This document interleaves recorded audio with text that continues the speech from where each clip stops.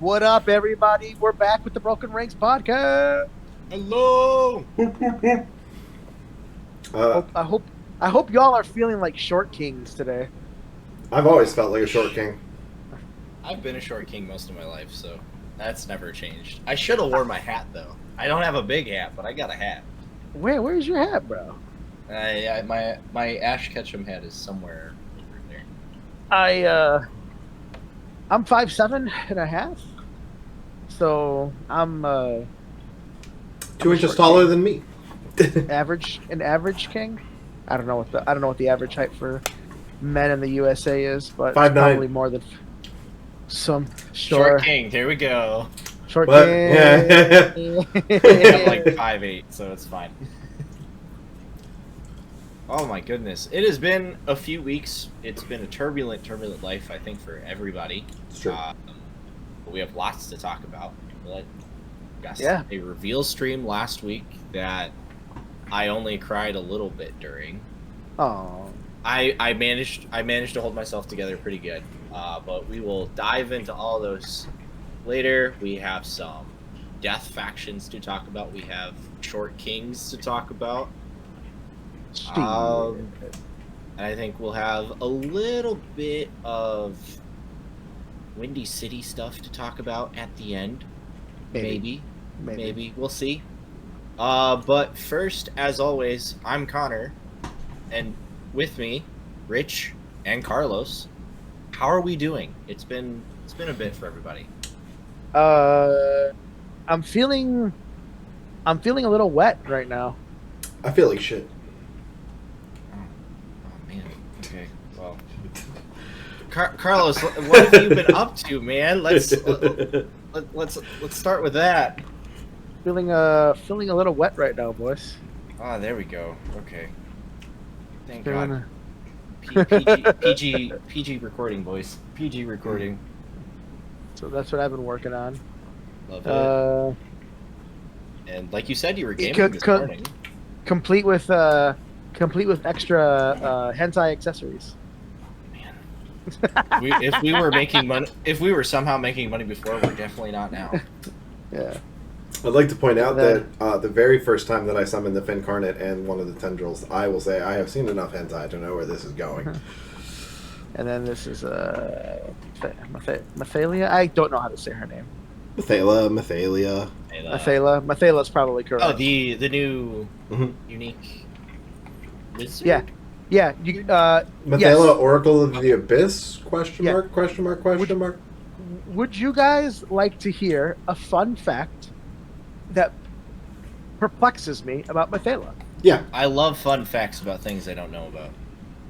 Mathala gives 3 units wholly within 12 of her in the combat phase +1 attack to their companion weapons. Mm-hmm. Now, as far as I'm aware, and I'm sure my rules boy is going to prove me wrong, only Achelian units have companion weapon attacks. Mathala doesn't have the Achelian keyword. You know who does have the Achelian keyword? The turtle. The new icons who don't have companion weapons and don't do anything to buff Achelian units, but they have the Achelian keyword. It's pretty straightforward, man. If you have sunken eyes and no soul, you're a Namarti. If you're literally an elf, you're an Achelian. So is that actually part of the lore? Are you serious? That is technically part of the lore. Is if you are born with like pretty much no eyes, the face, and no soul, you are a Namarti. Half soul. That is what they are. Yeah. They have half souls or no souls. Very little. That's why they die off pretty quick, and it's why they are the quote-unquote core of a Ideneth raiding party. Is because they're the ones that kind of need it the most. So interesting. I will say that you are incorrect, though. Not. I hear it is. Here it comes. I can't look because you haven't given me the code yet to enter in for my my book.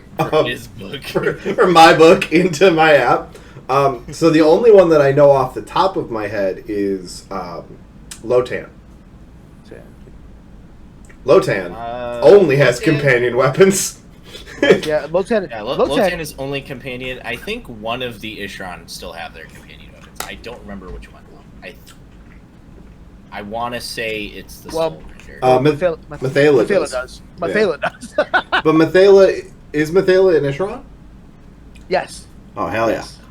Yes, but she basically buffs the Kellians. Yeah, So she buffs what? the eels and the turtles and the sharks, and it's one of the things that people were talking about before was, hey, look, more ways to make the old army style even better. Yeah. So anyway, that blew my mind. Just wanted to throw that out there. Luckily, Mathala's ability doesn't only call out Akellians. It's just 3 units, wholly within 12 of her 3 INF units. So we're recording now, so I get to ask you, how did your game with them go? Since I Um, didn't know you were even doing this in the first place. He's done 2. yeah, I've done 2 test games with them. So, man, I got to say, I'm gonna be candid here. I have been feeling a little discouraged in 4.2, not because 4.2 is bad, but because the army that I've been historically very successful with, Beast Claw Raiders, their playstyle just wasn't fitting the 4.2. I think they're very hindered by the change to all-out defense and all-out attack. And as a result, I haven't been having as much success with them in my test games. And nothing was really fitting the bill. Nurgle's really slow and grinds it out. Cities is close to how I like to play my games, but it's also another grind fest. And I'm realizing that I don't actually think my playstyle is cut out for, let's just sit here and slop it out for 5 rounds. Like it starts to fatigue me pretty quickly. And so I never really paid attention to INF, to be quite honest with you, nor have I really ever played games against them. The only game I've ever had against INF was against Tanya from Pants Mafia, and that was a long time ago, and that was the old book, old edition. So I don't know any changes. So anyway, so this opportunity came about to actually get to try out, to have INF in my hands, to get to play with them, and man, I've been having a lot of fun. They're mobile, they're elite, they strike where they want, and that's been fun. That's been my play style, right? That's how I play ogres. Elite strike unit, kind of surgical strikes, going where they need to, get the job done, move on to the next target. And it's been great. They really, really, really are a lot of fun to play. So, and the great thing about it is, if you're not into elite small armies with surgical strikes, you can just spam a bunch of thralls, and thralls are great right now.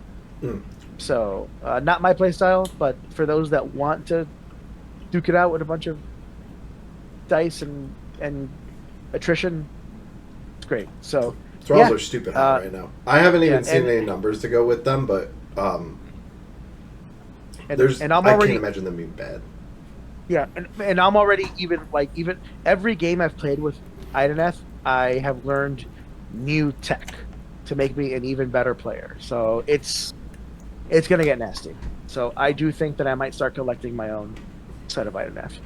Very happy for you. I'm glad that you found something you are comfortable playing in this edition. You're not feeling like, oh, I'm doing this uphill battle this whole time because I just don't mesh.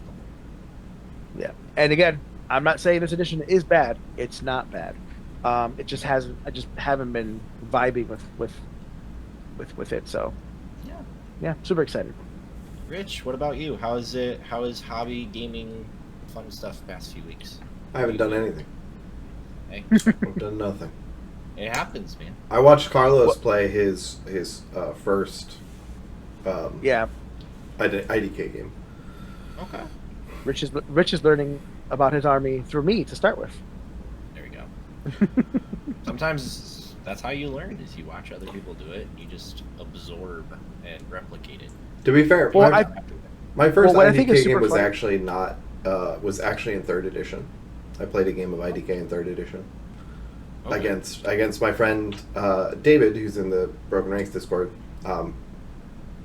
But we played a TTS game. He was trying out Lumineth for the first time. I was trying out IDK for the first time. Mhm. But obviously, that was many GHBs ago, and an entire edition. So like, it's a completely different army now. Obviously, not like totally, but like, there's enough changes that it's got its own new stuff to learn. Oh yeah. What I find super interesting is like kind of the way the tables have turned because um, I've I have been a very I've had success with Nurgle only because of watching Rich play my army. So every time I play Nurgle and I win, it's because I learned some shit from watching Rich play my models. So Mhm. oh yeah, so it's been a lot of fun. It's a nice little reversal of role. Yeah, for sure. Good stuff. Good stuff. Yeah, I mean, for those of you that don't know, I'm a habitual army borrower, because I'm terrible about sitting down and hobbying. I love buying new models. I love putting together new models. I'm not great at painting new models and doing that on a schedule. So I have borrowed any ITC event that I've gone to. I've borrowed an army from Carlos, whether it be OBR or Nurgle, for the most part. I used to do that. I completely understand. I was young, had a lot of income, not a lot of bills, and it was very easy for me to fall into that. I'm gonna buy all these armies, play them, but never work on them because Yeah. I just want to keep buying and playing. I I recently moved into a new apartment, and that was pretty terrifyingly eye-opening when I like packed up all my armies and then Mm-hmm. started to unpack them, and I'm like, what the fuck am I doing? I've never played with, I've never even touched my 3,000 points of Cruel Boys. I've never even, I've never taken my OBR to an actual event and played for myself. I think I did it once for a doubles event with Rich. Um, I I've never touched my Skaven. I've never, and like it just kept going down the line. I was like, why? I own all these art, so I ended up selling them all at the Grognard's auction, and I made like $3,000 between the Grognards and the Games Plus auction. I made like $3,000, and I used it to buy a bunch of other stuff for like Mm-hmm. other hobbies or like um buy stuff for my wife or bolster my already existing armies and maybe like splurge a little bit on that. So that was pretty cool. Excellent. Good. I won't keep us here trapped too long. I've been playing a lot of Lumineth past couple Yeah. weeks. I think Ooh. I'm playing it for our quarterly league that Broken Ranks does for our community every 3 months or so. I decided we're gonna break out the Lumineth, tried and true. It's what I have the most painted, and it's really fun. It has been great. I've been definitely losing more than winning, but I'm okay with that because I'm pretty much relearning them in Yeah. fourth, as it were. I was playing a lot of Iron Jaws when I was really getting back into it, but it's been a ton of fun. I think the notable thing was my game against Tanya for the first round of our league on Sunday, and that was a lot of fun. Some Lumineth versus Dark Elf Cities was very pretty to see on the board. Ton of fun. She's a great opponent. Great. But more, I kind of where you are with Iden, Carlos. I'm learning kind of more techie bits as I get back into playing Lumineth, and it feels good. I am learning a lot of what spells I should be doing for magical intervention because this is an army that you want to be using that command point, I think, every turn. I think that's true. Idneth as well. Doing intervention to get something off. Mhm. I could see that. Absolutely. They have a good lore set. They have a good Really lore do. set, and the icon of this, or not the icon of the aspect of the sea has an amazing spell. It's, his built-in spell is stupid. Yeah. No, the Enlightener has really good talent with that because her ability on a is when you cast, I think, her War Scroll spell with it, which is ethereal as it stands right now. On a 3-up, she can double that onto another unit. So I can cast that in my turn, and then Magical Intervention out, and now I have a potential of having 4 units ignoring red. Or Sure. save modifiers, which is really cool. Like, oh, I should be probably doing this more often than not. To be fair, Connor, I don't think ethereal as a concept isn't going anywhere. Like Be'lakor still has it. Plenty of other armies have it, just not army wide. Just not every fucking model in my army has it now. So Hold up! Before we're getting ahead of ourselves. Why don't we move on to this? Because we're gonna yap about this because I don't think it's going away. Yeah, well, I do have a question. I have a question. Yeah. All right. Because I had a theory about Lumineth pretty early on when 4.2 was being shown off, and I saw some stats. Recently that showed that Lumineth is pretty high up there in win rates right now. So I have to ask, do you find that lightning reflexes is now more oppressive than ever? And I don't mean oppressive in a negative way. I mean in a like, do you find it now it's much harder for your opponents to deal with now because of the changes to all-out defense? Does it feel more impactful now than it did before as an experienced Lumineth player? Yeah. I absolutely think I would be seeing it more often in the games I've been playing if I was leaning more into cows than what I currently do. But I've absolutely found myself in scenarios where there's a lot of pressure on do I even all-out defense at all on either of those attacks because it's only going to make the other set worse for me. So do I just try to take it on the chin anyway? And it's been a lot of fun to watch that, even if maybe I'm not getting everything out of it. Sure. It also gives you a little bit more buffer on the other side with all-out attack. Yeah, that's true too. Because you can take a risk on your first activation and all-out attack because at the end of the day, you know you have a second activation before your opponent's going to be able to swing back into that. Let's not forget that if you're running wardens, you get the chance to strike first if you're getting charged. That alone has been super, super good because that's thrown a lot of things out of whack for people. It's like, oh, and then 3-up, you strike before I do with 21 attacks with mortals. Crap, I might have to all-out defense right now and then just suck up whatever else is going to come my way because this is going to suck otherwise. Honestly, Blade Lords also play into that really well too because Blade Lords as a unit just don't have to worry about all-out attacking in most cases because I don't think the perfect strike profile, which is for a Blade Lord, is you roll a dice equal to the number of models plus 1 for your champion. Obviously, it's 1 attack per model basically. And you get 1 attack and then champion has an extra 1. It is just you ignore the sequence. You just roll a die on a 2+.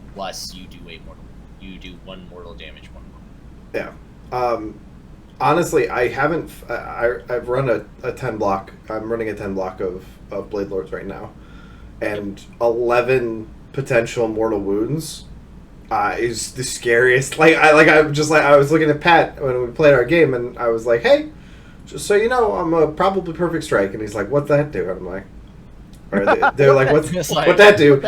And I'm like, "Well, yes, I yes, I just roll these dice here, and then mortal wounds, and I don't have to oh no, it makes people's. I have found because I've been running 10 Blade Lords, I think since sometime last edition when the new book dropped. Because I was like, this is a unit, that just puts the hurt on everything under the sun.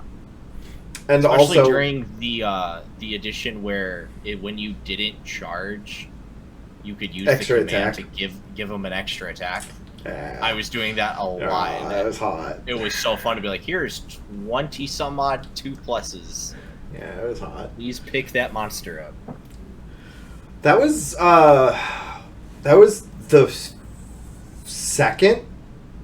The second GHB. It was the penultimate GHB before we got Blizzard, and then. Yeah. So it wasn't the Monster GHB. It was the middle one. Yeah. Yeah, it was the Foot Heroes. Yeah. Oh. Yeah. With the helm and the teleporting and the potentially returning from death. Yeah, I remember that one. Yeah. Speaking of Foot Heroes, there's an army we're about to roll into. That's a lot of them, and I think we should just start diving in to fun reveals we got last Friday. So for those of you living under a rock or don't have access to internet, whichever, which means I don't know how you're here, we had a very large preview stream on the 18th of July from Games Workshop, and AOS was the main focus for us, at least. A lot of cool things came out of it. Leagues of Votann looked very cool. Like, if you were a dwarf player, you had a fantastic stream. You ate well. If you liked Short Kings, you were rolling in dough. But they talked about 3 armies, and we're going to go through them relatively quickly. We'll start with Flesh Eaters, because this was the most straightforward one. Boom! Flesh Eater Courts. We got new book officially announced. We knew it was coming. We know our artwork. When we saw that in the roadmap many months ago, we knew what it was. They did say updated traits, war scrolls, the usual stuff. So this is not going to be like how the first kind of year of Battle Tomes were. We're going to get probably a good rewrite in some things. And they did announce a new name character, the High Falconer Felgrin. And he's a fun little falconer man. He thinks his bats are birds and all that fun stuff. He's got a little hunter's hat. Fun little falconer man. I like that. Mm-hmm. And he has this cute little bat token that he sends off, and it's a nice little marker to say, hey, go kill that thing, and it does different stuff. It might make their save worse. We know it removes wards. That seems to be a trend now. But that was really all they showed off. Mm-hmm. Do we want to hit anything on this before we kind of just dive into the next? No, I mean, I don't have much to say. I'm not very versed in Flesh Eater Courts, but I am excited because I am playing Flesh Eater Courts for a charity event in November. So I'm really excited to dive into the new book, and I will definitely dive into the new book when it comes out for us here on the podcast. So, yeah. Rich, how about you, bud? I don't know anything about Flesh Eater Courts for the most part. There we go. All right. I am really excited for this. I am really excited for this new model because the hunter's hat that it's wearing reminds me of Bloodborne. It's a very Bloodborne model. Obviously, with it being an undead and Bloodborne having that sort of aesthetic. So I like the model. I'm not going to buy it, but like I will vicariously watch people paint it and see all the cool paint jobs, and I am eagerly awaiting when someone gives them like a Bloodborne like treatment where they're giving them like the first hunter treatment of like how they paint the models. I'm really hoping to see one of those, but I don't know nothing about the army. Well, I know a little bit, and the most I can say is I hope that their battle traits get looked at again, because they are bouncing back and forth on how they want to do things. And I know that's what a lot of Flesh Eater Courts players do say, is GW seems to be struggling to figure out how they want to manage their like recursion mechanics / like buffs, all that kind of thing. So hopefully they can get it right next time. I think it's fine personally. I think it's very thematic, very fun, but I also know that some people find it to be overtuned or maybe it wasn't enough. Whatever. We're excited though. But we have one other Death Army that I am predicting is going to be a dual release like KO and Khorne were. I think we're going to get both of these at the same time. Oh. And that is Night Haunt. Night Haunt. It's up on the screen now. Yay. So, as usual, traits, war scrolls, we're getting things updated. We got a new character, Lord Vitroilic? I'm going to butcher that. Vitriolic?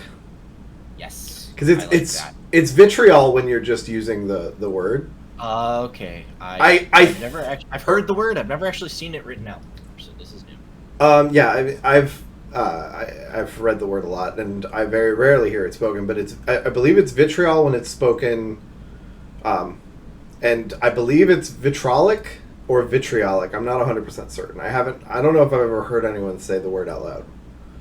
Mm-hmm. Like, I think vitriolic sounds correct. I like that. So, new guy. He is an alchemist ghost. He's got his little alchemy station propped up on top of him. Many extra hands to help brew some potions and things, and that's kind of his gimmick. He's going to create potions to chuck at enemy units. I was making this comparison earlier. If you guys have ever played Baldur's Gate 3, when you went to the witch's hut and you robbed her blind, this is kind of what you did when you went back to camp. You just kind of start whipping random potions at people. This is what he does. And they said it does a few things. It can mess with getting commands, it removes wards, makes them somewhat easier to kill, and you have a choice. You can either do random effects, so you roll on a chart, just kind of go nuts, or it seems like you spend maybe a command or a turn. So something's going to happen where you make a very specific potion to do a very specific job. it might be something where choose one or roll two, maybe. I think what it might be is that you can choose one and then you roll for it, or you can go random, but it always goes off. I could respect that. I don't know for sure. That's when I first heard them explaining the mechanic. That was the sense I got. It was like you could just dump everything at your opponent, or you could roll. Like in my head, I was like, or you could just roll to maybe get roll a 3-up to get the effect that you're looking for, or maybe there's a variable effect. I like the model. I think it's a cool model. I don't know how I feel about the random table. We'll have to see how it plays. Yeah. Because I feel like it's going to add a lot of debate, and not debate as to like how strong it is, but like in the game when you're using it, a lot of time and thought has to go into it. Yeah. It'll slow the game down to some capacity. Sure. Of do I want to try to get something very specific, or do I want to take my chances and do random effects, and which is going to be more beneficial?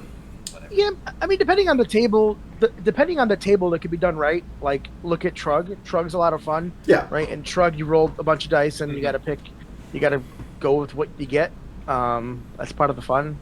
So, I like the idea. I for one, kind of like the idea of, Always be random. Always be random, and like it kind of fits the bill like a mad scientist. I know it's weird to say that a ghost is being a mad scientist, but hey, man. It's pretty cool. The fun of Night Haunt and their lore is everyone is ironically punished. So yeah, probably some kind of doctor or alchemist that was trying to do good, pissed off Nagash in some way, and now he just brews crazy potions and chucks them everywhere. Yeah. So not helping. So yeah, this does it for me. So I like it. I hope other things do it for you, because we got some important information on stream when they talked about Night Haunt. They confirmed some suspicions that people were having, but they did not leave us hanging in that regard. So the known information that we got is Ethereal in some capacity will be changing in coherence of working with all-out defense. Yep. That is the first major change. Is Night Haunt will now be a rendable, to some capacity, an all-out defense using faction. So after almost a decade. They didn't actually ever confirm that Night Haunt is rendable. They said there's going to be random mitigation, but they're changing the mechanics to where they can utilize all-out defense. Yeah. So I'm thinking, and this is something that I've brought up, and this is something that, honestly, this is something that I think, even before, when we were talking about Night Haunt like months ago, this was something that I advocated for, was making Ethereal not ignore positive modifiers so that they could still all-out defense. This was before the all-out defense changes and the all-out attack changes. Sure. What they're doing is they're moving the entire army to a 5-up ward, but they're also reducing their actual armor saves for the most part. They said that most things will probably go to a 5-up, 5-up. I don't think that they're going to just. I don't think that they're going to reduce the saves by that much and have them still be rendable. You know, it feels a little bit. I mean, granted, with a 5-up ward, that maybe. But like, I feel like what we're getting is we're getting Night Haunt that can be a 4-up, 5-up if they spend the command point. But that doesn't mean that if someone has Rend 4, suddenly they go back to being a 6-up, 5-up. Yeah, they just punch right through or whatever. That could be true. Again, they did mention they're changing how Rend mitigation is working. They're not saying it's like they're not going to be able to get, I think, to that point. They are saying they are going to have mechanics that mess with it. Yeah. Still. So they may be a harder to Rend faction. Like, if you want to actually hurt ghosts, you got to put a lot of work into it. Sure. But maybe like the smaller stuff, like they may be the Rend 1 will not do it for ghosts. Like, if you want to actually do damage to ghosts, you need to start being Rend. Which that could bring back the old I think like Lizardman, like Seraphon had it at one point where their shields, Scaly Skin, where if you were Rend 1, you were treated as Rend 0. The ghosts could be that. If you're not a specific Rend value, they just treat you as if you don't have Rend at all. Oh, I really hope they don't bring that back. I don't know. This is all speculation. We're just kind of throwing darts in the dark here. No, yeah. I never liked that the particular Rend ignore. I would prefer it to be what they've done now, which is just reduce Rend. Yeah, I would prefer reduce Rend, because I remember back when Beasts of Chaos were still an army and still had their Rend stacking, there being weird interactions with the Mountain Temple, because the Mountain Temple used to be you would ignore Rend 1, but Rend 2 would go through. But if you were also Geometrica, you would ignore Rend 2, but Rend 3 would go right through.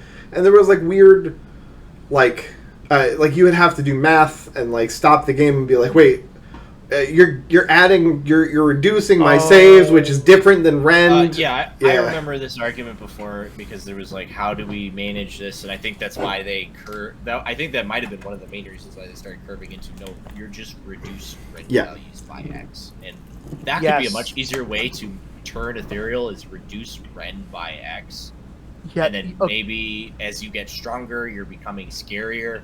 It becomes a more powerful ability, pretty much to put it back to where it was before, to where they're ignoring the negative numbers. So it's because GW has a table that specifically tells you when to apply modifiers, negative, positive, and negative, positive multipliers, right? And there were 2 armies, Beast of Chaos and Iron Jaws, that specifically had a built-in ability that would add Rend to their things, and because negatives come before positives, or something, it was something like that, right? Where negatives go before positives. The old Geometrica and the old Seraphon thing wouldn't affect Iron Jaws and Beast of Chaos, because they'd have a way of getting around it. Yeah, because they were a modifier after the fact. So yeah, pretty cool. But the last part, and what I found was the most important part for a lot of these changes overall, is they're adding wounds. They're no longer going to be the 1 wound infantry army. They're gonna have wounds on stuff.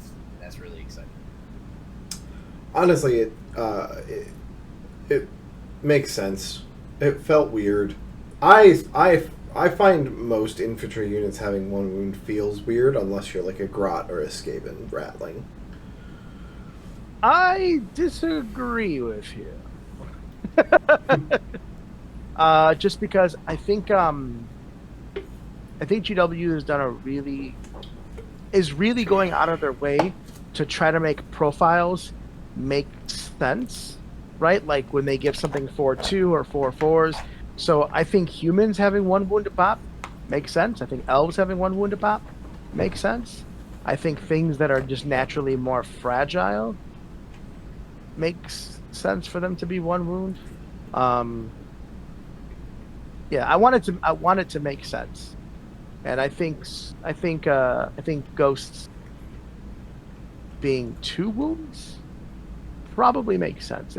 It's not easy to just get rid of a ghost. That's why we have exorcists, so. I mean, to be fair, that's why they had ethereal originally. Yeah. So it like all of these feel like fundamental but healthy changes for the army that gives it the refresh that I think it deserves, because they've kind of been playing the same since their iteration back in 17. Yeah, the only really launched Nihon as a faction was, here's your 1 wound infantry army, you're a bunch of 4-up saves, 6-up words, go to town, hope you roll good. Yeah, I mean they're a Gamba faction.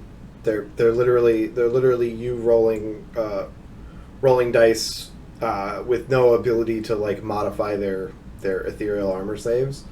They just they literally are just, can you roll your 4-ups, and if you roll average, you're probably doing fine. If you roll above average, you're probably doing fine. But if you roll below average, they just feel, or even average or below average, they feel kind of lackluster. You feel a little bad when you fight the multi-damage stuff and you roll average or below average. You start feeling a little bad because those numbers start stacking.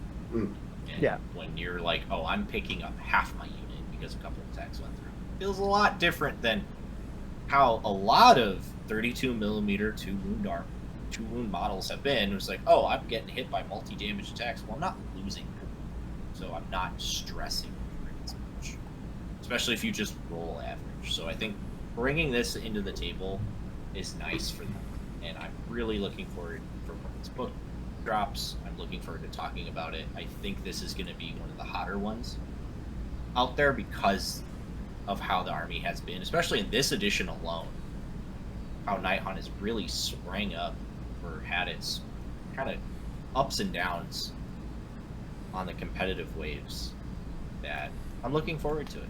I'm going to have a great time talking about it. Nice. Yeah, I mean, so we're still waiting a lot of details on these ones, unfortunately. Like, we've been talking about this, and we're not 100% sure what ethereal is going to look like. We are regurgitating what they talked about on streams, so we know that things are changing, and we know these specific things are coming. And that's more than enough to at least start looking at, like, ooh, this is exciting. But yeah, I'm really looking forward to really digging into these changes once we have a little bit more concrete information. Same, 100%. Speaking of waiting for concrete information, all right, someone can start us off because I'm going to get a little emotional. All right, 10 years. Let me know when the page is on. 10 years. We've been waiting. Is the it page up? is up. Is the page here? Page all is right, up. we have the Hellsmiths of Hashut, a brand new Chaos army inspired by the Chaos Dwarves of old. There's going to be an army box on launch, and the army is going to be coming out later this year. I think this is one of the most robust full launches we've seen come out of Age of Sigmar. A lot of times what they'll do is they'll have the FOMO box, the army will launch kind of haphazardly, and it'll feel like something's missing. Everything they've shown sounds like we're going to get a really robust army with a few different ways to play them. And I dig the look. I've played the hell out of Chaos Dwarves and Total War Warhammer, and so I'm excited to see what people do with them on the table. Man, oh man, that just industrial chaos steampunk look looks amazing. Army box is going to contain a War Despot, 10 Infertile Cohorts, a Tormentor Bombard, built as a Deathstreaker rocket battery, and a Dominator engine, armed with either Bane maces or Immolation cannons. Yeah. So the army's dropping with, I want to say, 12 units off the rip. That's awesome. That we know of. That's the fun part, is we don't know if there are more that they just didn't show off. We could take this and run. And this is, again, robust. One of the best army launches we've had in God knows how long. Probably the best, in my opinion, the best that they've ever done with multi-kits. Yeah, for sure. So when we're talking about them launching with 12 units, there aren't going to be 12 kits. There's actually only 2 units in the entire army that are single kits. And that's the Hobgrots and the War Despot. Just those 2. Everyone else in that army is a multi-kit. So their foot troops that are ranged, which we'll get into in a little bit. The Infernal Cohorts is sword or spear. Those are 2 different units. We're sort of edging our way back into older Warhammer Age of Sigmar stuff, where we had how you equip the unit when you built it makes a difference. But instead of being like, oh, this is all one war scroll, they're going with, well, how you built the kit changes the war scroll entirely, which is, in my opinion, a much better way of doing it than the old way of, did you arm them with hackas or stickas? Yeah. And why would you ever arm them with hackas anyway? Yeah, this brings me a weird type of joy. This brings me joy in a way that in a way that says GW obviously knows how to do a good army launch. Let's get some more of them. Let's see it. When we want to do this, let's have some fun. Like, if they know how to launch a whole army, let's not do what they've done in the past.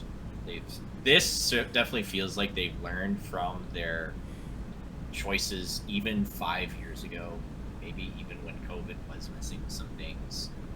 Sure. Lumineth should never have been the 2-parter release that it was. That was so weird. Yeah. It just shouldn't have been that way. And, I mean, the worst part about Lumineth is that they're still, to this day... They're going to be an army that they can constantly build on, and I'm happy about, because there's still things to add on. I think now we're getting somewhere. It's like, let's finish it. Like, let's finish the army. Let's call it done. On a narrative aspect, like, let's call this finished. Yeah, I feel like Lumineth, because it was playable, ended up getting sort of left by the wayside when it came to them designing new models for it. Like, we don't have the Water Temple, we don't have the Fire Temple, we have the Earth Temple and the Air Temple. Like, where's my Avatar of the 4 Elements stuff? Like, come on, give me my 2 other elements. But these Horns of Hashut, or Hellsmiths of Hashut in this case, they're not the Warcry band. They're their own guys. I personally will not be collecting this army, but that does not mean that I don't think this is a cool army. I am thrilled to see the models and to see how people are going to do these models justice, because the models are gorgeous. I'm going to switch us over to the first screen with some of those models, and we can talk about them if you guys are okay with that. Yeah. Yes, that's perfect, because this first page with the Dominator engine. So I'm in the same boat you are. I am not going to collect this army because it as a whole doesn't vibe with how I like to paint and what I like to do. Having said that, if there was a feasible way to run an entire Dominator engine spam list, I might collect this army because the Dominator the Dominator engine looks like something straight out of Diablo, and I fucking love it. It is one of my favorite models I've ever seen GW make. It just oozes Diablo, grim, dark, fucking demon engine, steampunk demon engine shit. And I love it. Diablo, like, this is peak Diablo 2 design. I love it so much. Like, it's peak Blizzard Diablo levels of just scary, gritty. They are here to end the world, which... So I will get into this now before we go into it. So obviously I'm going to be collecting this army. Yes. And there is a very, very good reason for me to be collecting this army. So my father, 20 plus years ago, got me into the hobby. I was a little 7-8-year-old kid, and he showed me lizardmen and dwarves and said, which one do you want to be? And as a 7-8-year-old kid who wanted to be a paleontologist back then, said, I'm going to play the dinosaurs, because why would I not? But I played with him, and that was our big bonding thing. And his favorite army in the entire world, his passion, no matter what he was doing, he played vampire counts, he played all of them. Chaos Dwarves were by far his favorite faction. He loved them to death.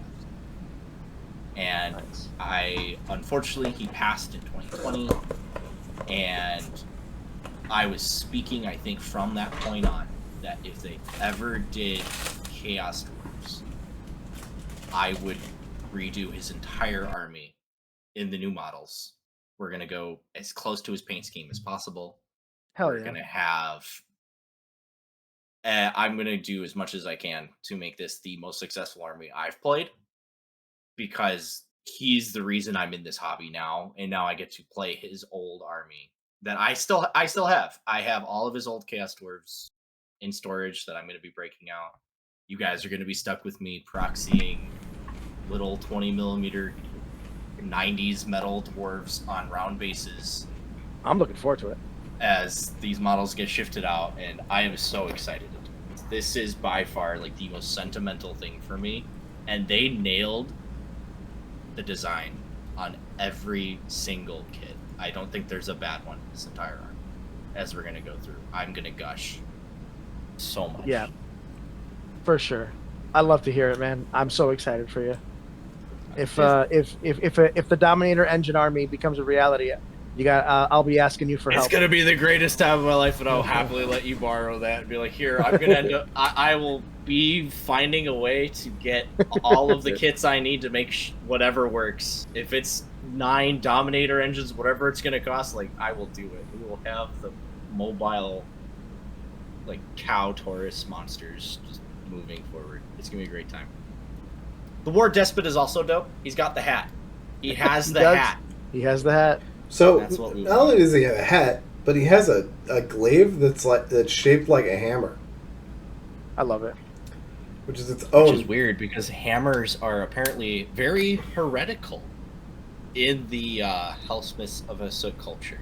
Yeah, unless you're an Ashen one. So they carry them ironically. Yes. Interesting. Because their prayers are supposed to be a mockery of the other dwarven gods. Mm-hmm. So they wield a hammer because a hammer is pretty much associated with everybody else. So we can get into their lore later. Let's start diving through the rest of the kit, because we still have 2 pages of just what we can build out of the army box. Hey, don't ignore his ass. Don't ignore his pistol. He's got the gat. He's got the gat. I'm glad that you are also excited for the gat, Carlos, because I am excited for the gat. I saw the gat and I'm like, he's got a gat. Get him. So this is a slight spoiler, and I apologize. I'm really sad about the gat. It does not have a profile. What? So we'll get later. He does have a war scroll. We have seen it. Is it real, or is it trust me, bro? It is real, because I zoomed into 400% of the army box look, and that is the only war scroll that's visible in the war scroll card. That's a shame. No, there's no pistol profile. But when we talk about it, I do like his profile. It's pretty fun. All right. Let's go to the next page. Yes, next one. The Bombard and the Dash Shrieker rocket battery. All right. So Chaos Dwarves, their big call to fame was their artillery, and by God, did they not miss with this. We got a mortar battery, and then the classic Death Shrieker that has been around since the 90s. Yeah, that Death Shrieker rocket looks like it has 4 rend.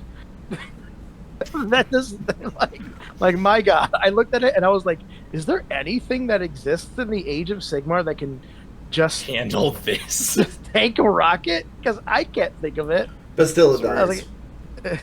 What? Bastillodons. Oh, you know what? Sure.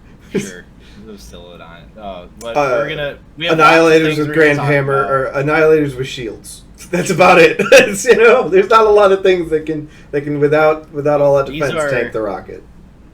These are well designed. They look like a mix. They're not so a lot of people that are more recently familiar with Chaos Dwarves, or the Chaos Dwarf design of old, is used to kind of the big bulky artillery pieces that could be pulled by a train, a locomotive called the Iron Demon. Mhm. It kind of looks like they've sort of built that just into this entirely, which is what a lot of them were just old roll-up artillery pieces back in the 90s.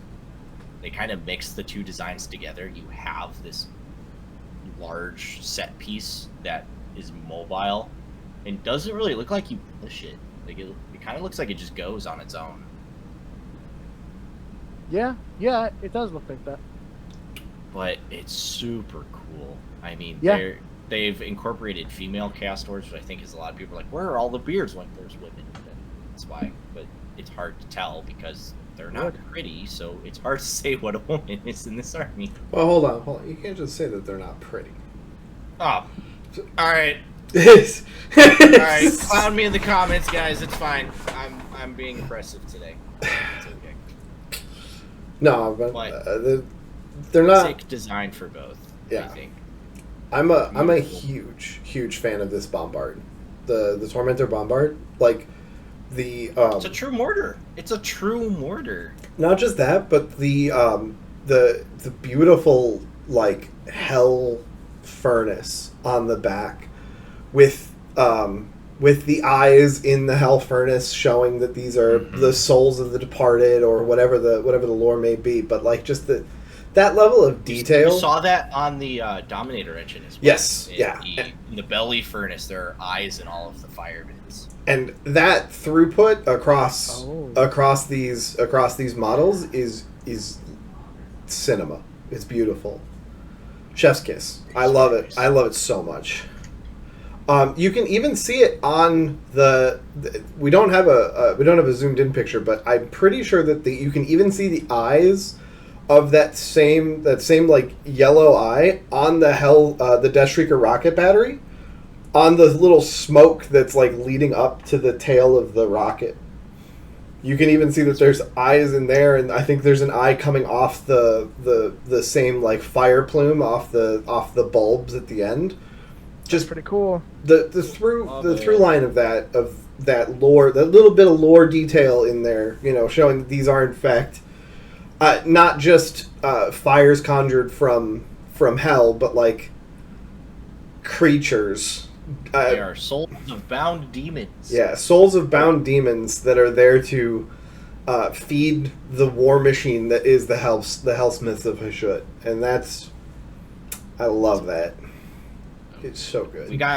Let's look at their basic, what we assume are their basic homies. Infernal cohort.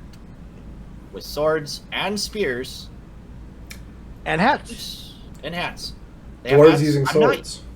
I'm not used to seeing dwarves with spears in any context. It's very new for me. But I'm not upset about it. I think it's cool. No, yeah. Even in like fantasy media and other ways, I think only the Ironfoot dwarves in Lord of the Rings have spears. Is it the Ironfoot or Iron Hill dwarves? Whatever. Hill. Iron Hill, yeah. I think it's Iron Hill dwarves. Yeah. No, the Iron Hills were all axemen, I thought. There is a dwarf. I know there is a dwarf faction. Now that we're talking about it, there is a dwarf settlement or area that they did have spears. I remember seeing that, but I don't know. Yeah. Well. So I've got it up. I've got it up. The Ironfoot dwarves, the ones that Dane led to. Yes. To the Battle of Five Armies in the Hobbit media, in the Hobbit movies, have spears and shields. Have spears. Yeah. Okay. The Iron Hills dwarves, I think, were a different set. I could be no. The Ironfoot dwarves are from the Iron Hills. That's what it is. Okay, got it. Ironfoot dwarves from the Iron Hills, or it's Dane Ironfoot. Maybe it's just him that's the Ironfoot. It's been a minute. Anyway, I think these boys look really clean. Nothing looks wasted. Yeah, I think it looks good. I love those shields. Yep, yeah. The tower shields are so fun to work on. We don't see a lot of them, so I'm happy we have them. So, what they remind me of are the armor pieces for OBR. Sure. The segmented. Yeah, the segmented plates that are sort of overlapping. It gives that same vibe. And then they still have the scale mail, which is also like a new texture we aren't seeing terribly often. What I found very interesting about their shields is that they're not uniform. There's actually different insignias, and I suspect that maybe once that's how you determine who's the champion. Maybe we'll see. I mean, just on this image alone, we have a dwarf with 2 different kinds of beard, and then a beardless dwarf as well. Beardless dwarf face on the front. The other thing that these remind me of, and correct me if I'm crazy, but they give kind of going back to Lord of the Rings. They're giving some Easterlings vibes. A little bit, sure. With the brass armor and the deep, like almost burgundy purple, it's And given scale mail, sure, and the shape of the scale mail too. Although the Easterlings had a little bit more of a dragon scale shape to them, because they had the little affectation on that sort of like stuck out. But like it's given for me, it's given Easterlings vibes, and Easterlings are my favorite design in all of Lord of the Rings. Like just Peter Jackson's work with how the Easterlings looked are just so good. Rich is trying to convince himself to buy some dwarfs. Nope. All right. Let's. So this was fun. We had 3 slides just for the army box, and you don't get a whole lot of models in the army box, but you have a lot of options from the army box. Yep. When the army launches improper, we have a whole slew of kits to go through. Let's go. Yep. So our very first dual kit that we're going to be talking about is the Demon Smith and the Ashen Lord. This is a dual kit? Mm-hmm. Is a dual kit. I would never believe you. It's a dual kit. They look so different. It's a dual kit. Me too. I'm fairly it's a dual kit, right? I'm not losing my mind. It is. They said on stream that this was going to be a dual kit. You can either build the Demon Smith or the Ashen out of it, and it is so cool. It's very different models. Yeah. I mean, they even have different bases. Yeah, this is so weird. I don't. If this isn't a dual kit, I don't even care. Like, yeah, we'll sure. Both of them anyway. But they were making it sound like you can build either or out of the kit. Maybe you just get both. Maybe they misspoke, and one of these is supposed to go with the War Despot. Possibly, yeah. Because looking at both of their bases, like the Ashen Lord and the Demon Smith are both standing on different. Basically, the Demon Smith has a tactical rock, and the War Despot also has a tactical rock, but like from a different angle. But regardless, they did say that this was a dual kit. I don't know for sure. We obviously haven't seen the. They mentioned on stream. They, like you said, they could have misspoke, but these models are they define what the culture for the Hellsmiths are. Demon Smiths are their wizards, their prophets, and also their healers for war machines. We'll get into that a bit later. But they're the ones that were like, look, we know how hellsmithing works. Let's go do this. Yep. And they rain that magic in, and the Ashen Lords do the nasty, nasty prayers and rituals when they're binding demons to their war machines. That is so blasphemous that they carry a hammer in irony to the point where apparently they piss off fire slayers in KO when they're seen. I think they get personal beef when they see this man carrying a hammer. From my understanding, the reason that's so is because the only way that an Ashen Lord wields a hammer is if they've taken it from a slain fire slayer and then consecrated it in their blood. Oh, that's pretty cool. So they only carry hammers that used to belong to dwarves. People. Yeah, they only carry hammers that used to belong to other dwarves. And they might also be stealing them from KO. I haven't quite figured it all.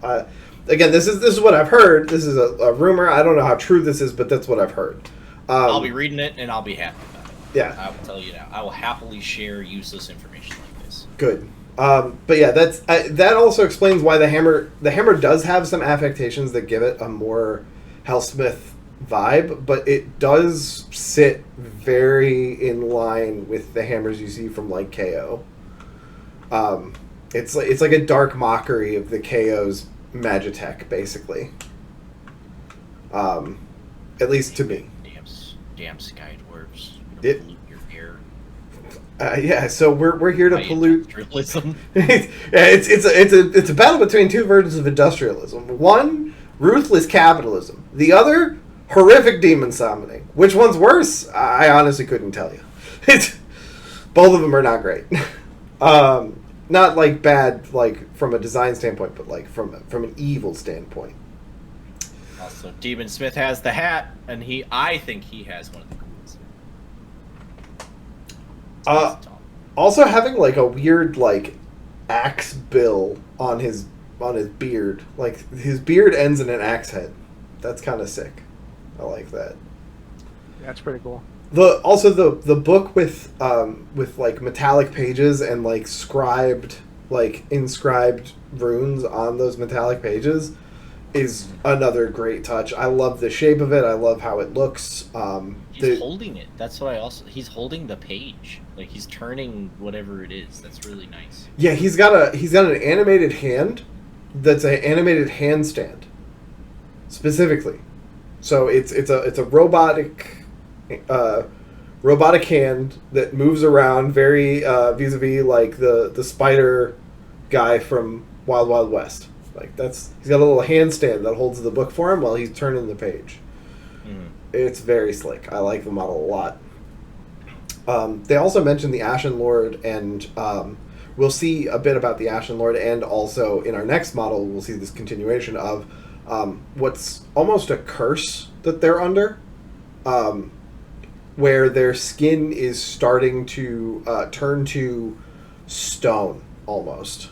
And you can see a little bit of it on the Ashen Lord's model here, right around his brow on the side there. You can see what looks like a little bit of discoloration, disfiguration, but we'll see it a lot more in one of our next models, which I think we should go to the next one. Which we're here. Let's do it. Although it's hard to see the discoloration, but if you look at some of the other pictures that are around with this model, you'll see that same discoloration of the skin, and I think in these cases it's even worse. So Uruk Tar, the first demon smith, Yeah. his back is like cracked like stone. Yeah. There's an image out there where his entire back is cracked like stone, but Okay. this is the centerpiece model for the Hellsmiths. Is their demon smith riding on an infernal Taurus, a departure from classic. They were just riding angry red fire bulls before. Now they have mechanical demon engine flying bulls. Holy crap, this is cool.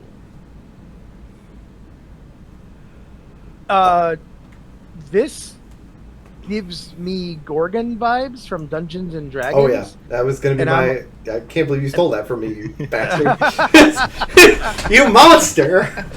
And I'm all for it, man. Oh, yeah. This looks super cool. I've heard some people say that they thought the models were like boring or bad, and I was like, what am I? I don't see what you see. They I can think be these look- very wrong. They're allowed to be yeah. wrong. I suspect that maybe they're finding the paint job to be a little too, I don't know, maybe simple, but like there's a lot of beauty in like the simplicity of the color scheme. It's just very clean, and it looks really cool, and it really brings to life the fact that these are not real creatures. These are mechanical beings. So yeah. Possessed by angry fire demons. Yeah. Which is still really cool. Like you got the smoking gem on the standard demon smith, which this is a dual kit through and through. You can either build the special character, or you can build a normal demon smith that rides the Taurus. And they give you plenty of options for either a male or a female, and they come with different arms, which is really cool. There's different head options for the Taurus itself. You have the basic one. You have, I think,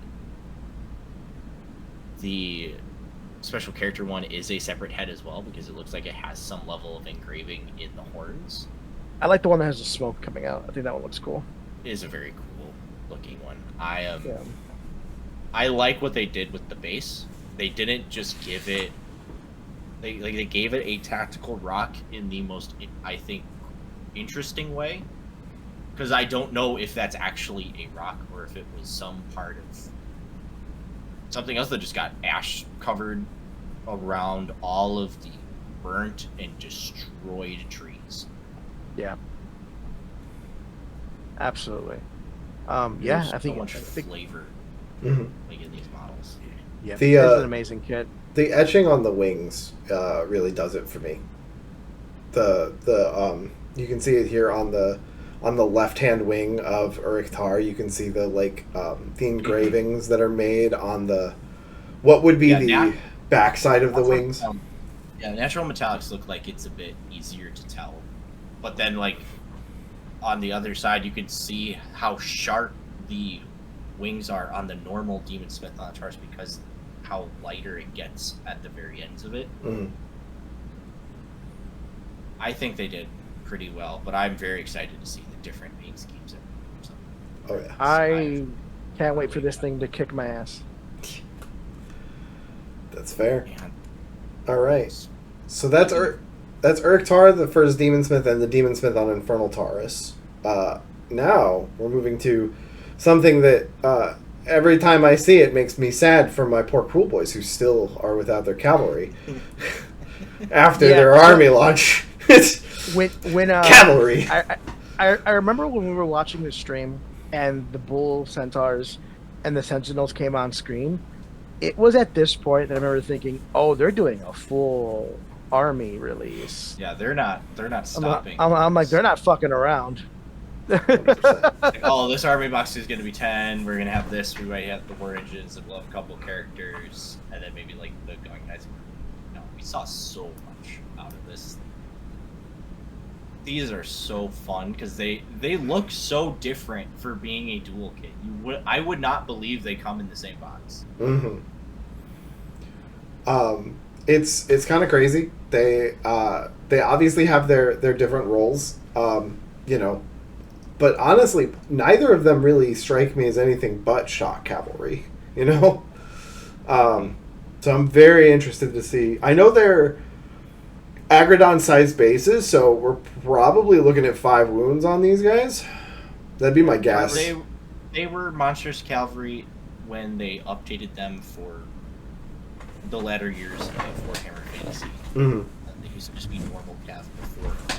And if you ever saw the Bull Centaur renders, either in Total War Warhammer 3, or you saw the physical models, they were massive. Like these are, and when we saw these on stream, these are tall. Like they tower over every dwarf, including the characters. Like the foot heroes, they tower over them. Are you guys ready for my hot take? Yeah, I'm ready. Sentinels, anti-infantry. Centaurs, anti-monster. I'm down for that. Or possibly anti-cavalry. Ooh, actually, let me back up here. I think they might be the anti-infantry. I think Sentinels are going to be anti-cavalry, and I think Centaurs are going to be anti-infantry. Makes sense. On stream, they did mention like Bull Centaurs are definitely the go forward, go beat the crap out of stuff, shock cav, and then Sentinels are more of the counter-charging cav. From what they mentioned, they hinted that they like to counter-charge, or like they'll come in and do something else. So I don't know what that means, but that was something they were hinting at. But very distinct models, very distinct pieces, roles that looks like they want to have. We have this dual mace carrying guys barreling down. You have glaive wielders, and sentinels with more ornate helmets, and they're supposed to embody pretty much the trampling force that Hushit was always meant to be. Yeah, and it's like, hey, listen, if you miss Centaurs in Beasts of Chaos, come play Housemans of Hashut. Or Dragon Ogres. If you miss Dragon Ogres, the cooler version of both. Yeah, there you go. I'm a big sucker for a flanged mace, and these models have 2 of them. How can I not like them? Also, more burnt trees. They have more burnt trees, which is I like that they're going with no. We destroy everything we run into. I keep hearing things that make me think Rich wants to play Dwarfs. He's telling himself not to. I know. He's telling himself. I'm telling myself not to. He's singing the song from Hamilton. The "Tell me how to say no to this." Tell me how to say no to this. I can't get another army. That's just not possible. Okay, I just can't do it.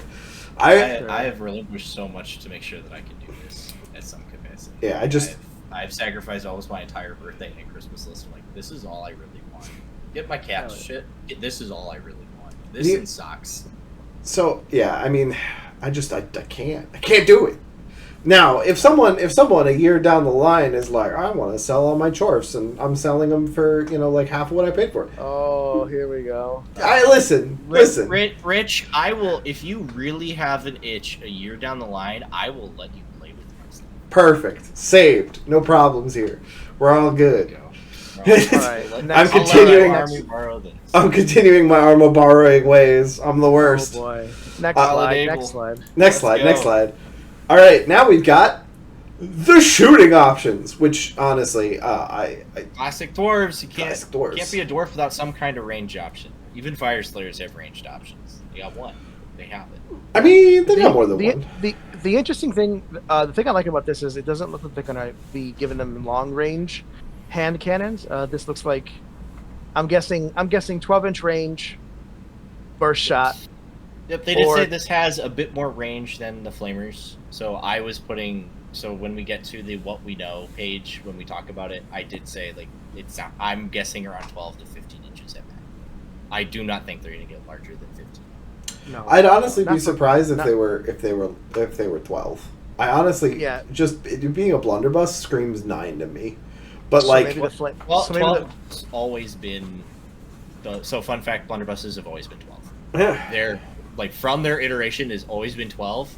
It's always been multi-shots. It's always been just you throw. It's a shotgun through and through. So maybe the flame hurlers are 9 inches, blunderbuss is 12 inches. 9 to 10, maybe.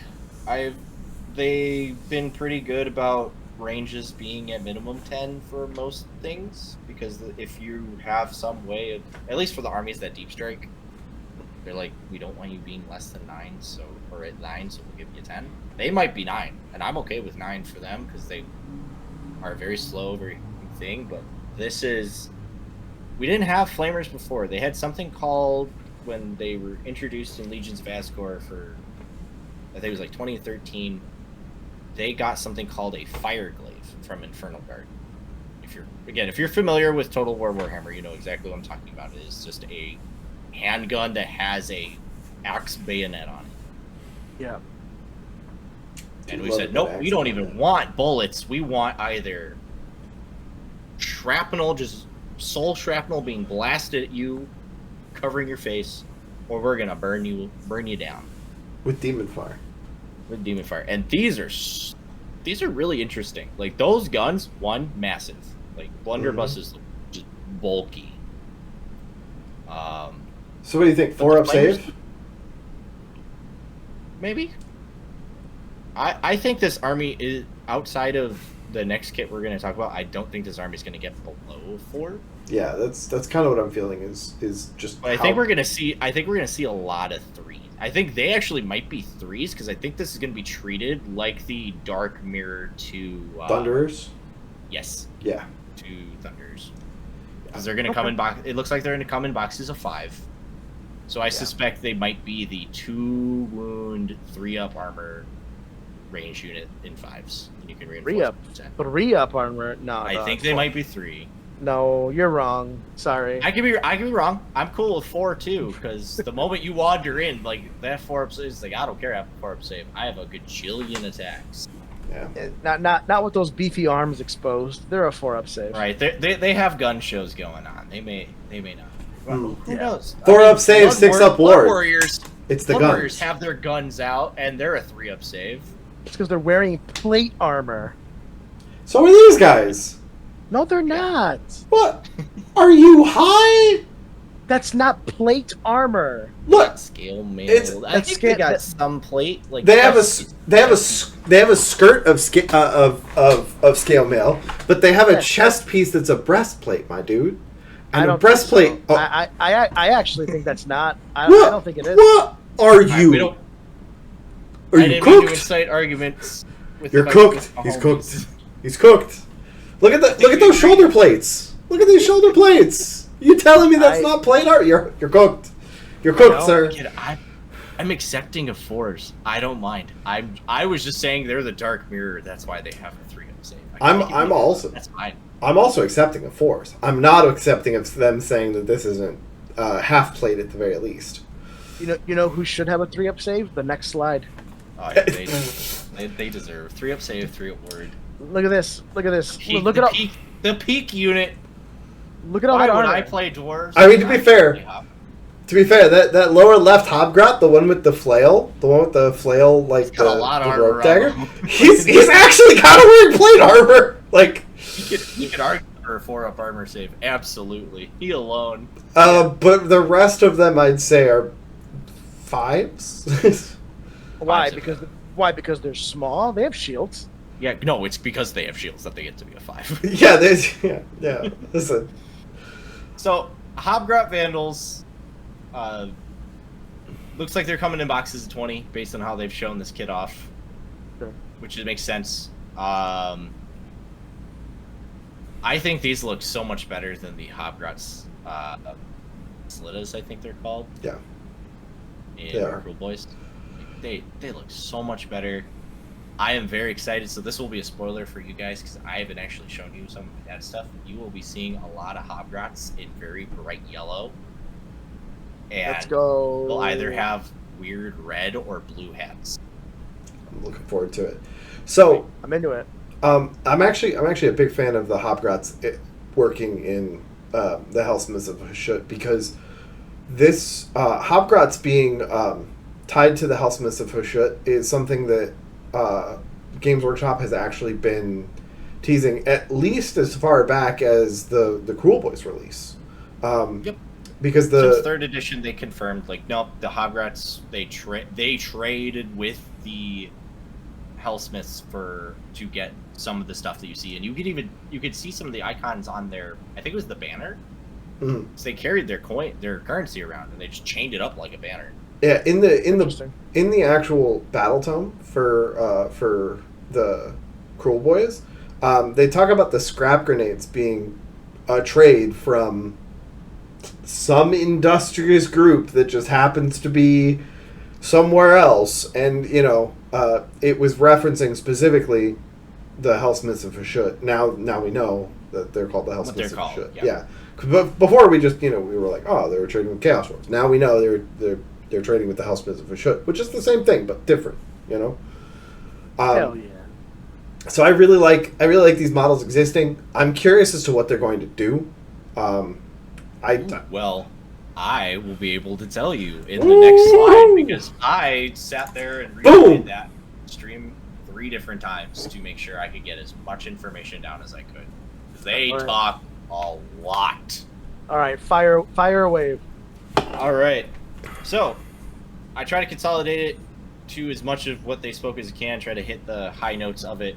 So the main battle trait, it seems, is that they are you utilize the demons you bound within your weapons to do extra effects of some kind. An example they gave is giving an additional rend to your weapons. And I'm saying weapons, not combat, not shooting. You can do it to any of them, it seems. Ooh, hell yeah. Because the example they were giving, and we'll get to it in a bit, is like really scary. I think that's going to be fun. I'm excited what else there's going to be, but this alone of being able to make the demons put in their work, they're not paying rent to live in those boxes of swords and shit, so hey, start doing something. And hurt my enemy more. Very, very Chaos Dwarfy. The cohorts.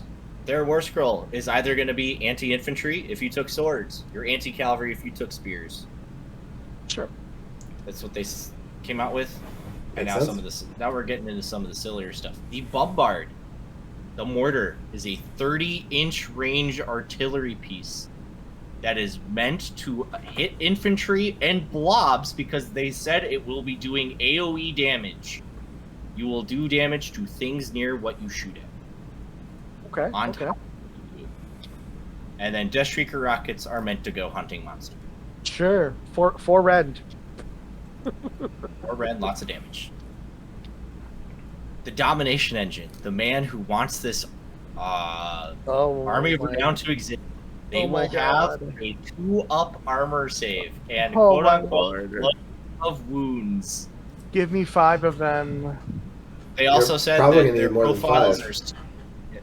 their profiles are pretty impressive. The shooting one, they described it as you can just shove this into the middle of an enemy formation and just start hitting everything. Or the combat one with the maces will just take whole units by themselves. I don't know what that means. It might just be 10 wounds of 4-up save guys. In a fight, right? In a fight, right? Okay. Listen, I just got to be clear. Right? In a fight, right? They're taking whole units of dudes in a fight, right? Did you just verbally hit me with the Star Wars meme? Yeah, I did. Yeah, I did. And then the War Despot. This is a war scroll that you can go find. We don't know what the exact rules are, but we know its stats. It is a 6-wound, 3-up save hero. It moves 4. I didn't put this here. It moves 4 inches like a dwarf. Control score 2 like a hero. 5 attacks, 3s, rend 1, 2 damage, crit mortals. Wow. And based on how one of the abilities wording, I'm calling it the Fight With Me ability. So it is when they activate, pick another unit within combat range, they fight after you. And something's going to happen. Because it is a reaction to when you select this unit to make a fight. Gotcha. Sure, makes sense. So I'm calling it that. It's a classic combat hero. Flame hurlers, our flamethrowers, will be shooting combat and rend 2. What? Which you can buff to rend 3. And what? It is multi-damage. What? They're flamers. Yeah, they're really good. I think all of the Skaven flamers are shooting combat. No, I mean the multi-damage. Oh, the multi-damage? Rude Terrors have multi-damage, I think. Yeah, Blue Terrors are monsters. I mean, they're monster dwarves, man. Look at those guns. They're like as tall as they are. Isn't Thankwall also multi-damage when he's got the flame braziers? He's a monster. It's a flamethrower. These are little fucking infantry boys, little infantry shooters. Hey, jokes on you. They're monsters. Of Zeech are multi-damage, and they shoot fire. The exalted ones, yes, they're big. No, even the normal guys, they do D3 damage. Sure. I believe you. I know it's still a weird thing. This is just what they're saying on stream. Is it's a multi-damage rend 3 shooting combat weapon. Good God! All right. Blunderbusses, they said, will have a bit more range than the flamers will. So for suspecting the flamers will be 9 or 10. I think I'm guessing about 12 to 15. Okay. Demon Smiths are wizards. They're also said that they're going to be able to heal the war machines. Sure. So having a flying Taurus following around a Dominator engine will be fun. Mm-hmm. Put more wounds on the big loads of wound guy. Ashen Lords might be priests, so we might have a Flesh Eater Court scenario where we have wizards and priests present in the same army. Makes sense to me. To be fair, we now have that in Nurgle too. And in Nurgle. We're getting more of this. Yeah. And then the last one, the one that Rich was just talking about. Yeah. Hobgoblins are scouting, so I'm predicting they will have a pre-game move. Because they mentioned you get to they are a scouting unit that gets to make a move early in the game. So I'm guessing it's going to be like they get to move 5 or 6 inches or whatever at the start. They get to make it normal. Probably normal. Yeah, sure. That was that was a rule for. Wasn't that a rule for Hobgrot Slitters at one point? Maybe. Maybe. It's been a minute. Tell you. It's been a minute. I remember throwing them up the board really far. Maybe that was run and shoot. They had run and shoot originally, for sure. Mm-hmm. Maybe one of the dirty tricks. I don't know. Anyway. irrelevant. This is what we've gotten so far. One of the big overarching details they said is this is a very strong shooting army, but it is very slow. This army is going to move slow. I mean, that's good. I think it's thematic. It fits exactly what a dark mirror of the Dwarves of Eld sort of did.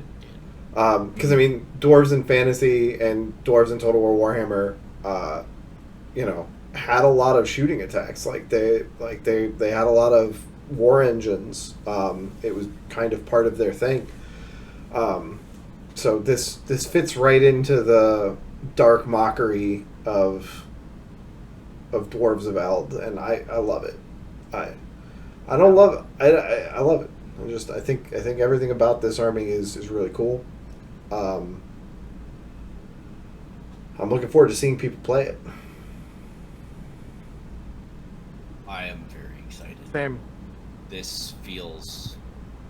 They nailed the head on this. I have not seen a release that GW has done that has been, as we said, so robust in its launch, so finished. I think this feels like an army is coming out, not just here's a faction that you're probably just going to want to ally in because it looks like it's just allies the whole time.